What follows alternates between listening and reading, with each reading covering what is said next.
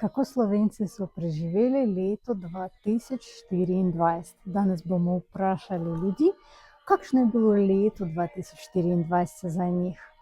Nekdo je mogoče imel neko zanimivo motivacijo, a nekdo dobil kako učni uro od vesolja in to je bila posebna izkušnja. 2024 lahko rečem je bilo tako kot vsako leto, eno posebno leto. Najbolj ga je mogoče zaznamovala ta bolj poglobljena družinska zgodba. Po dolgem času smo se spet zbrali skupaj in skupaj nekako doživljali. Mi smo kar številčna družina. Jaz imam iz prvega zakona 2 otroka, mož ima iz svojega prvega zakona 2 otroka, skupaj imava enega. Imamo pa tudi že eno vnukico, prihaja še en vnuk. Tako da, ko je padla ideja, gremo mi skupaj na smučanje in smo šli v Dolomite, najeli smo apartma in potem zvečer, ko se pri obloženi veliki mizi zbere vsa družina, je bilo zame eno tako posebno doživetje. In tega se zelo dobro spomnim, res ena taka toplina, ena taka srčnost, ki nas je zajela. Bom začela s tem, da sem ponosna, ker mi je uspelo izdati svojo prvo knjigo. Ponosna sem, ker sem mnenja, da če želiš delati z drugimi, da če želiš učiti druge, da nenehno moraš razvijati tudi samega sebe. In jaz sem se letos kar potrudila in se vpisala v 2. letnik doktorskega študija. To je to, kar je recimo nekega mojega osebnega razvoja ali pa dela recimo sami na sebi. Sicer pa me izjemno veseli, da direktorji, da podjetja vse bolj razumejo, kako zelo je pomembno, da delajo s svojimi zaposlenimi, so delavci, so kapital podjetja, da se zavedajo, da je treba začeti pri sebi, se pravi, da spremenimo sami sebe, da spremenimo svoj pristop, svoj, bom rekla, način za to, da bi dosegli rezultat, kot ga želimo na drugi strani. In moram reči, da smo v našem podjetju Evra v letošnjem letu z veliko posamezniki delali individualno, jih podpirali na njihovi poti, njihovega osebnega razvoja in še več podjetij skupinsko. Letošnje leto je bilo zame v bistvu leto novih priložnosti. V bistvu jaz imam tri področja, na katerih delujem. Prvo področje je prevajanje, drugo področje so treningi poslovne angleščine in tretje področje so poroke. Torej, na področju porok delujem tako kot tolmačka in pa tudi vodim simbolične poročne obrede. In prav to področje se je letos, v letu 2024, najbolj razvilo. Tukaj sem v bistvu postavila spletno stran, začela še bolj aktivno delati. In to je tudi tisto področje mojega dela, kjer najbolj lahko srčno delujem. Tako to je res en tak dober moment. Zgodil se je pa samo zato, ker sem bila pripravljena, ker sem končno, imela dosti poguma, da sem rekla ja priložnostim, ki so prišle. Jaz sem doma z Bleda, in Bled je ena od top svetovnih lokacij poročnih. Ogromno je ljudi z celega sveta, ki se želijo tukaj poročiti. In tudi zato je mene kot anglistko potegnil najprej v tolmačenje. Ampak potem se je pa enkrat en dogodek zgodil, ker hotela sta 2 Američana narediti eno civilno poroko, potem se je pa en dan pred poroko izkazalo, da niso prišli papirji. Kar pomeni, vse je bilo rezerviran, hotel Toplice je bil rezerviran, vse je bilo, ljudje so bili tukaj, vse je že bilo, niso pa mogli, ker ni bilo papirjev, narediti uradnega obreda. In potem je ta organizatorka, ki je z mano, ki me je najela za tolmačko, rekla: "Lej, Darja, a lahko ti narediš obred kot tak, a lahko, da bojo vse nekaj imeli." Sem rekla: "Okej, lahko poskusim," sem rekla, lahko poskusim.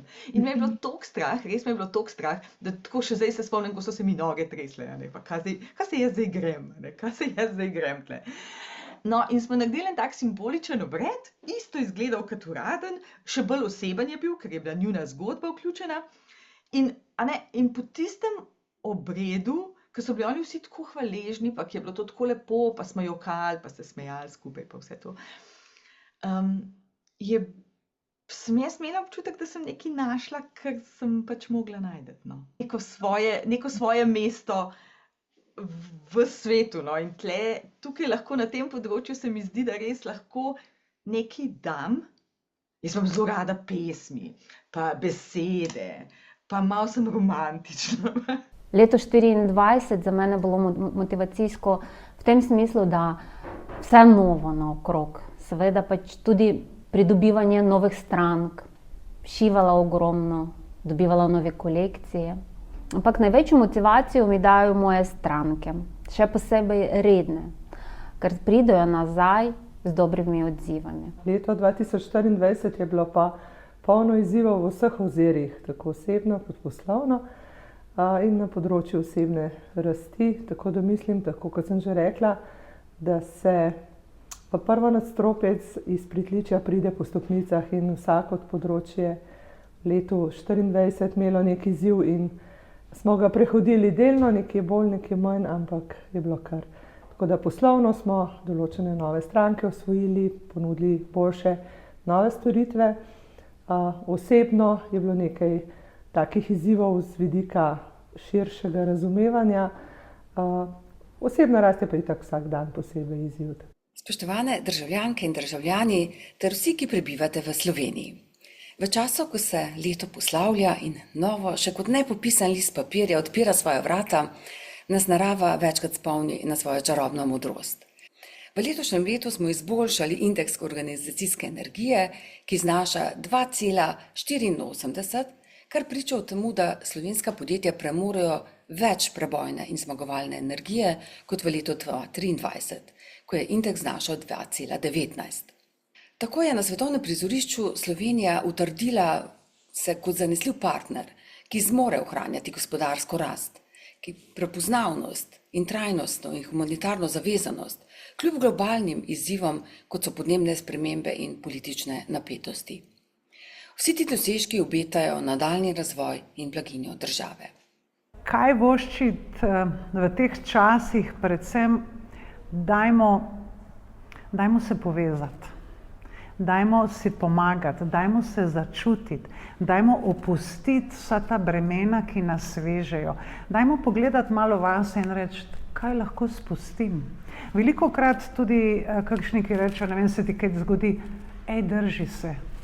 Jaz pravim, ne, spusti se. Ko spustiš strahove, ki te ne bremenijo, takrat se ti začnejo dogajati dobre stvari. In jaz mislim, da je tisti strah mogoče, ki nas bremza, omejuje. Ne pustimo se ustrahovati. Dajmo najti sebe, spustimo se in dajmo narediti nekaj dobrega, za kar smo prišli na ta svet. Dajmo tisto svojo dodano vrednost. V letu, ki prihaja, bi vsem želela čim več notranjega miru in osebnega zadovoljstva. Sicer pa, kot pišem v knjigi in s katero želim na nek način vse povabiti, da delajo na sebi, da začutijo v sebi igrivost, da začutijo v sebi, kako zelo so lahko samozavestni, tako kot to delajo mačke, če govorimo o poslovni modrosti po mače. Kako mačke znajo super postavljati meje, pa tudi nam ne bi škodilo, če kdaj postavimo kakšno mejo, da bomo čustveno mirni, čustveno stabilni, skratka, da bomo uresničili čim več tistih skritih želja, pa da bomo ob tem širili dobro in delali trajnostno, ne samo zase, ampak tudi za druge. V letu 2025 želim, da vsi imajo čim več zdravja. Trajnosti, samozavesti želim vsakemu. Srečno in zdravo 2025. Obdobje, ki je pred nami, je polno izzivov tudi naprej.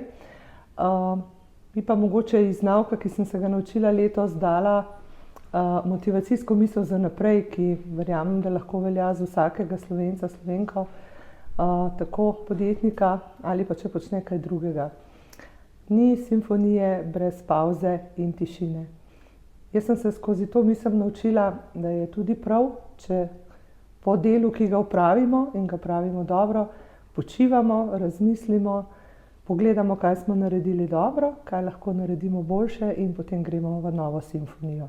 Tako da verjamem, da si vsak Slovenec, da je prav, da si vsak Slovenec vzame tudi po poštenem delu čas za počitek, premislek in za nov zagon in potem počne stvari, ki jih počne dobro in najboljše tudi naprej. V tem letu, mogoče še bolj kot v drugih, mi je bilo ful dragoceno to, da sem spoznala, da ne glede na to, kaj se po svetu dogaja, ljubezen vedno obstaja.